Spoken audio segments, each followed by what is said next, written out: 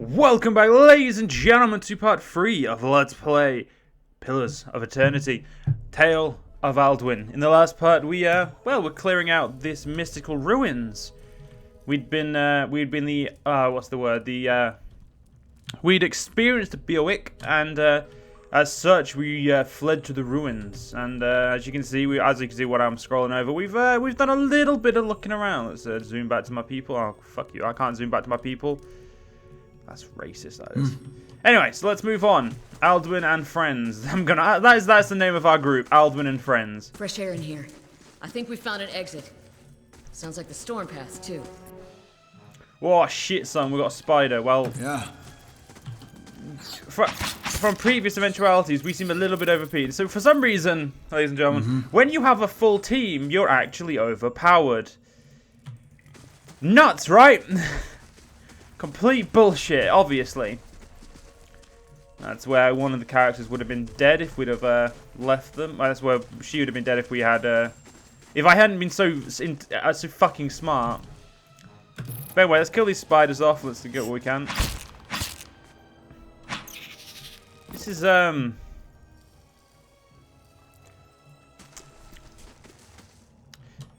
sometimes, I swear, ladies and gentlemen, it's not actually this easy. I promise. I'm making it, like, if it continues to be this easy, like I said, I will happily turn the difficulty up. It just shouldn't be this fucking easy. Right, because there's fresh air out there. This is going to be considered very metagaming, ladies and gentlemen, but I'm doing it anyway. Just give all your items to Aldwyn. Give your armor to Aldwyn. That's right, go bear. Give me all your shit. Thank you. I'll take all your shit. Right. Out we go, lads. Ooh, perception affects a character's chance to cause interruption on attacks and contributes to accuracy.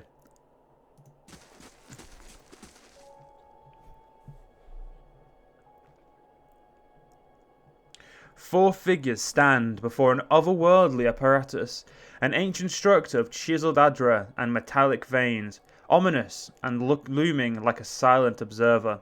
Standing motionless in their midst is what appears to be a human body, colourless as stone or ash. The other figures gaze upon it in what might be contemplation. From your vantage point, you are well obscured from their view.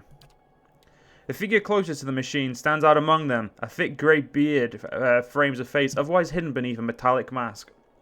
His faded robes are embroidered with a runic language unlike anything you've ever seen, and he wears a strange black headdress with two protrusions that jut out like the wings of some malevolent creature. Oathbinder, bear witness, and see this man has kept his word true to his last breath, full to his blood's last drop. Guide his soul, queen that was, and regard it among your favored. Let his life by the key be his confession. Let his death by the key be his absolution. May he walk the world ever free of the crushing weight of the book. Your brother has done his part, and you have seen the power of his contribution. I will accept no further hesitation from the rest of you. In the sight of the queen that was, will you fulfill the oath? Will you take your place beside your brother in the endless esteem of her memory that is without flaw? Step forth and be assured of the great worth of your life's course.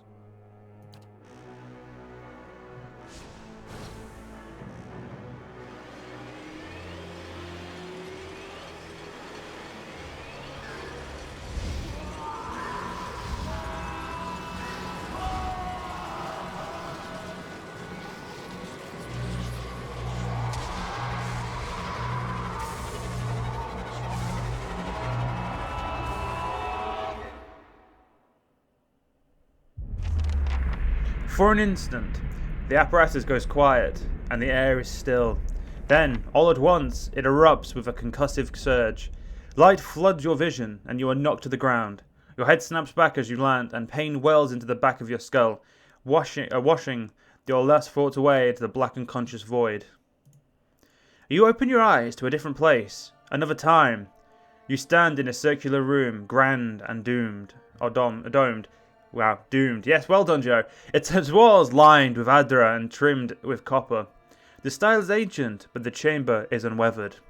At the far end, a great pillar of adra pierces the floor from below, its shimmering texture giving the illusion of boundless depth. Encircling the pillar is an apparatus much like the one you have just seen, but immense and multifaceted and intertwined. Your thoughts are yours and not yours, and they seem to exist before you think them, and they are all questions. Pressing questions, troubling questions, questions that might be answered or. At the base of the pillar now, you see a man with a thick grey beard and ceremonial robe, crowned with a strange ornamental headdress. You know this man. You are walking towards him now at a pace that is hurried while trying not to appear so. You have something you want to ask him, one question, above all, and the question spins madly in your mind.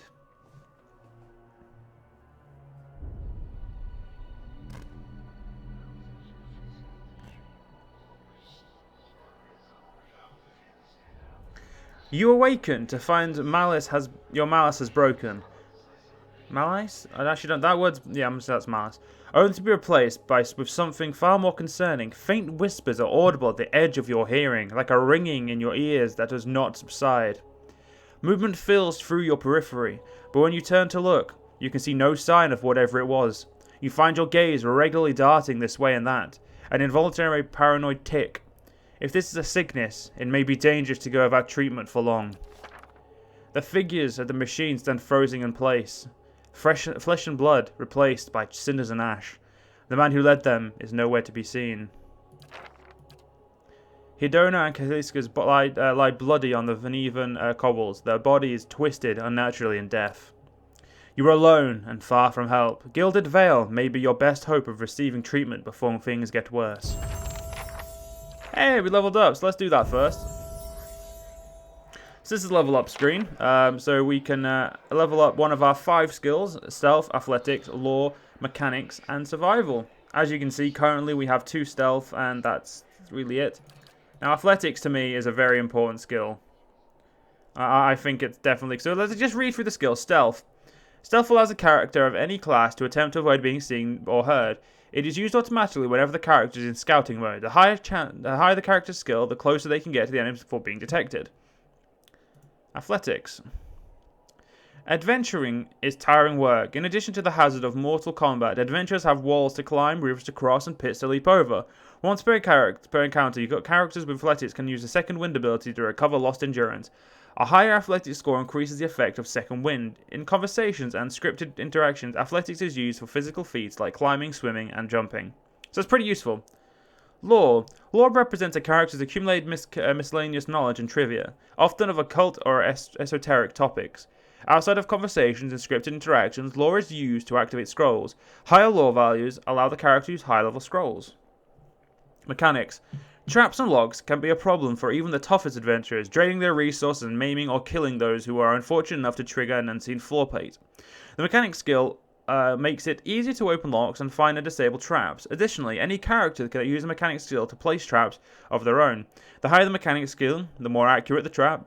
In a conversation and scripted interactions, mechanics can be used to activate or disable a raid, basically the same as the rest. And survival. Survival allows a character to choose from a variety of long-term bonuses each time they camp. The first 6 ranks grant the following bonuses: damage reduction, received healing multiplier, bonus movement, accuracy bonus versus creature type, increased consumable duration, bonus damage versus flanked enemies. After the 6th rank, the previously earned bonuses become more powerful in the same order they received. Survival can also be used in conversation scripting, basically, that involve wilderness channels or specialized information about nature. So I think an extra point in there, and a point in stealth and a point in lore. Keep myself kind of balanced, but like give me something to do. Now my next ability. Now we know what all of these do.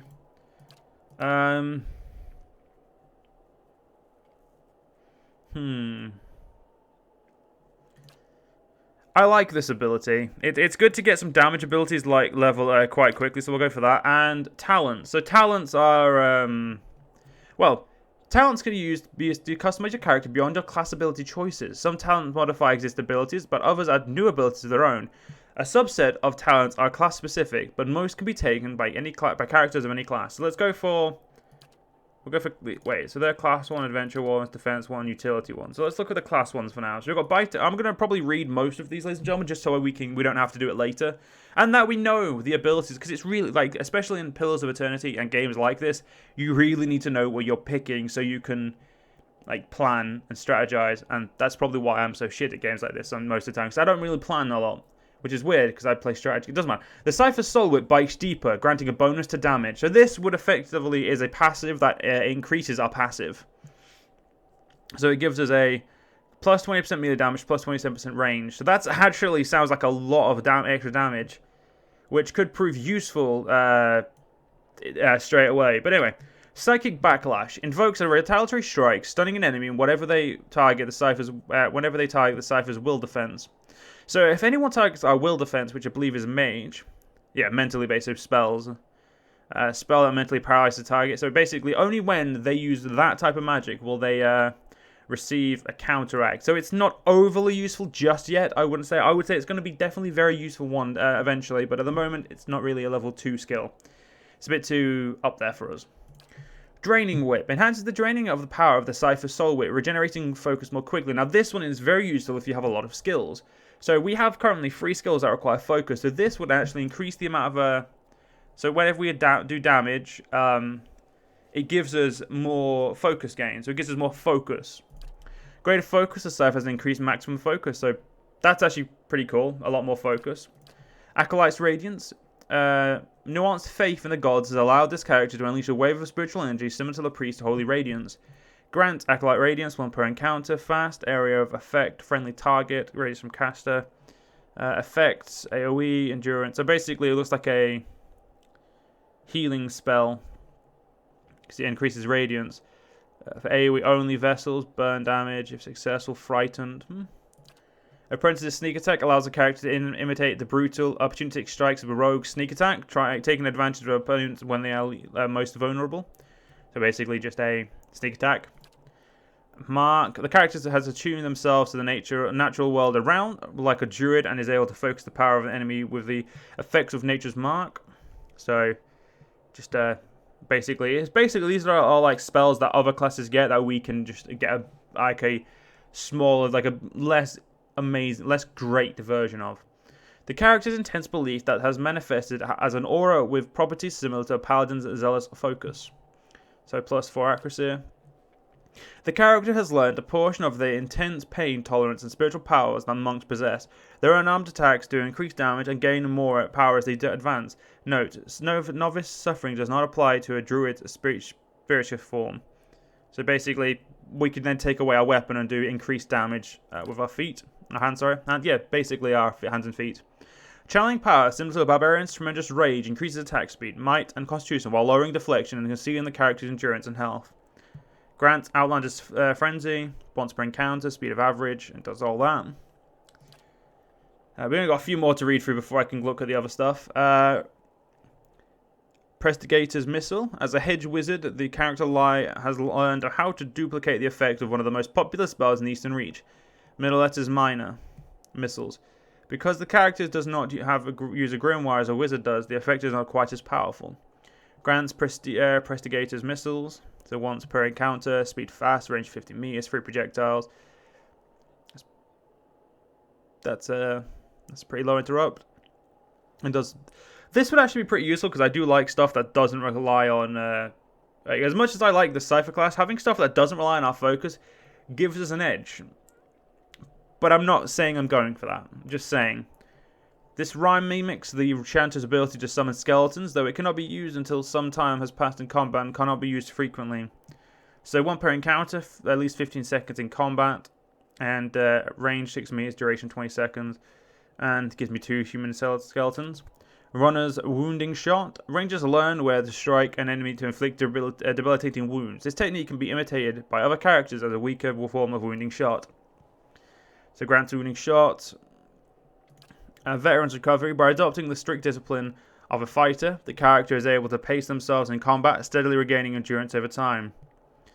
That's interesting. So let's look at the offensive ones. Now, all these are basically, they give you different weapons bonuses and different styles. So there's no point reading too much into them, though I guess it won't take me too long. Weapon-focused adventurer. Trains a character in the use of poleaxe, esoteric flail, or estoc, flail, wand, and warbow, gaining accuracy in all of the weapon choices. Grants passive weapon-focused adventurer. Now, I don't actually remember what this weapon is, so I may have to exit, redo what we just did, so I know. Knight trains the character in the use of the battle axe, sword, morningstar, and crossbow, gaining accuracy with all weapon of those types. Noble trains the character in the use of dagger, rapier, mace, scepter, and rod. Peasant, hatchet, spear, quarterstaff, hunting bow, and unarmed. Ruffian, saber, stiletto, club, pistol, and blunderbuss. Soldier, greatsword, pike, warhammer, arbalest, and arquebus, gaining obviously that. Marksman, increase the character's accuracy with a ranged weapon on distant target, and then these just increase the attack speed. And well, attack speed of the so this is attack speed of 2 using 2 swords, like dual wield. This while handling a single weapon, some of the attacker's hits are converted to crits. That's pretty good. And grants damage bonus while wielding to add a melee weapon. Defenses hold the line, trains the character in a new defensive strategies, increasing his or her endurance engagement limit by 1. Snake's reflexes increase the character's reflex defense. Best fortune increases fortune defense. Bull's will increases his will defense. Equipped shields deflection bonus are increased and grant an equal bonus to that of the character's reflex. And grants a bonus to all defenses against disengagement attacks. And utilities, a fast run. These ones I'm not. Nah, fuck it, we'll get into them. I've given an extra time for these Let's Plays. The character becomes more fleet and nimble, increasing movement rate and granting defensive bonuses against disengagement attacks. That's Fast Runner. Sound of Flame increases burn damage and damage reduction. Heart of the Storm increases shock damage and damage reduction. Spirit of Decay increases corrode damage and damage reduction. Secret of Rhyme, freeze damage. Quick Switch reduces the recovery time when switching weapons or spells in grimoires. Wound Binding allows the healing of a modest amount of health on the user. And Field Triage allows the healing of a small amount of health on any ally. So Stealth 1. Okay, so I'm going to remember those. Yes. So I want to figure out what weapon we got, because I'm actually going to try and use these weapons for the rest of the time now. So it counts as two-handed. So we'll go with two-handed for now, because that's what I want to use. So there we go. There we go. Apophatic Field. And we're going to go with offensive, two-handed style.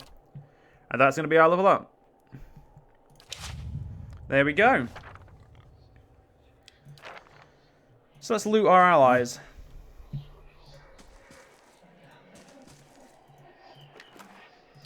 I'm gonna say there's nothing to loot. I already took everything. Now this time I didn't seem to lose my weapons. That's good. Because when I was playing this in my test game that I played just to see if I wanted to let's play this, I actually lost. I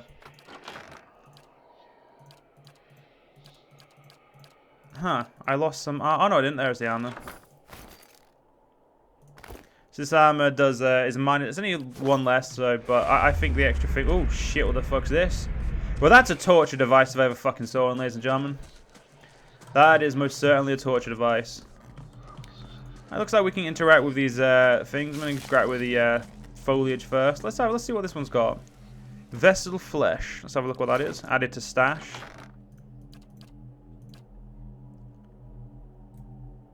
This reeking flesh once held a bound soul. With its energy fading, the flesh is entering a rapid decay. I guess we can just nick them all anyway. I'll take it all anyway, so you never know. Well, that's definitely torture. Like, there's no word about that. That's most certainly fucked up and torture. Let's quickly get all this shit. The massive structure is formed of stone, adra, and copper. The covered in strange glyph. The air around it vibrates with an unusual energy.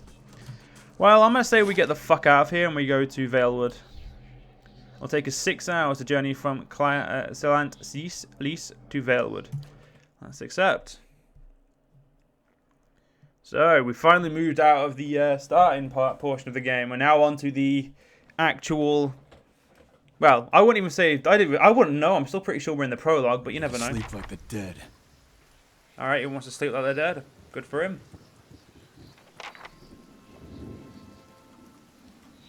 Alright. So, I think the first thing to do is look around. Although we are... It looks like we're fatigued, I think the game said. Can't remember. I know there's a way to look at that somewhere. But we have two lots of camping supplies. I may just rest anyway. And we have 3 now, so let's camp. I'm going to give myself a heal multiplier.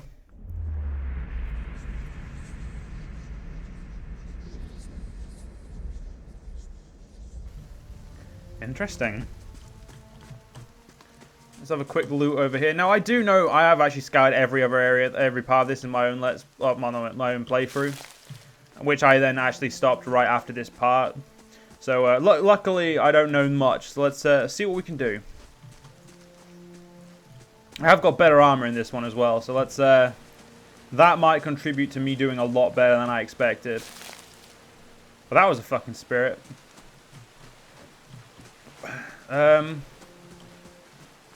Yeah, let's go this way. We'll go this way first. I mean, I have no real, like, ooh, a Zwarip. Soul Shock. That one's going to be the best to use on him. Oh, it's one of those weak little things. Let's go. Weak, you can stab quite hard. Dick. Let's loot him. We got his shield on that. I didn't kill the other one. I feel kind of bad for killing this one. There's another one. Alright. Fuck it. No time to feel bad, it seems. Let's use some magic on this ass. There we go. Alright. That was uneventful, I would say. You know what, I'm just gonna put all this shit in here because I intend to sell pretty much all of this, which is why I kept it, because it costs money to do something that I want to do in a bit. So you know, just put all this shit away.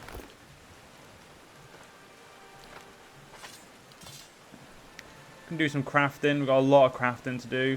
I don't know. I've never actually delved into that crafting system, so I'll have to do that. Obviously, when we get to it. Now, I know what's up here, but I'm pretty sure I'm ready for it. I will need to do a quick save, because I know what this game's like. With the amount of saves you get, you don't get enough of them. So, let's have a quick look for the quick save button. Control. Now, quick save is F8. No quick saves available.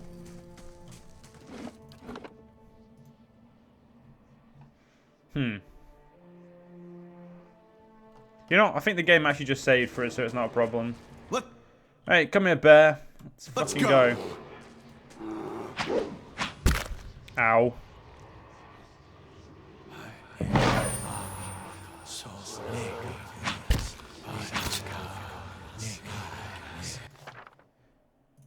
Well, yeah, like I said, ladies and gentlemen, I'm shit at this game. Let's load the cave, autosave, because that is the most recent. I knew it wasn't going to take long for my first death, but I didn't think I was going to fuck up that quickly.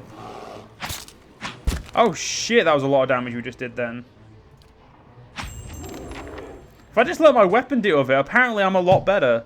So apparently, ladies and gentlemen, don't use Cypher abilities. That's what the game is telling me right now.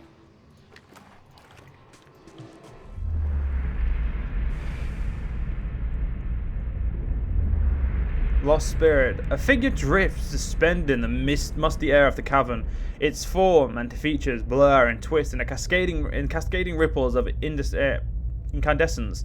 You feel its energy eddying you about your limbs, filling them with a heavy chill. I want to reach out. You reach out your hand to the spirit. In a moment of contact, you feel as if you have been struck by a blow, head reeling as you tumble helplessly into a waiting darkness. Light blooms at the edge of your vision. You feel the sun at your back and the weight of a bow in your hand.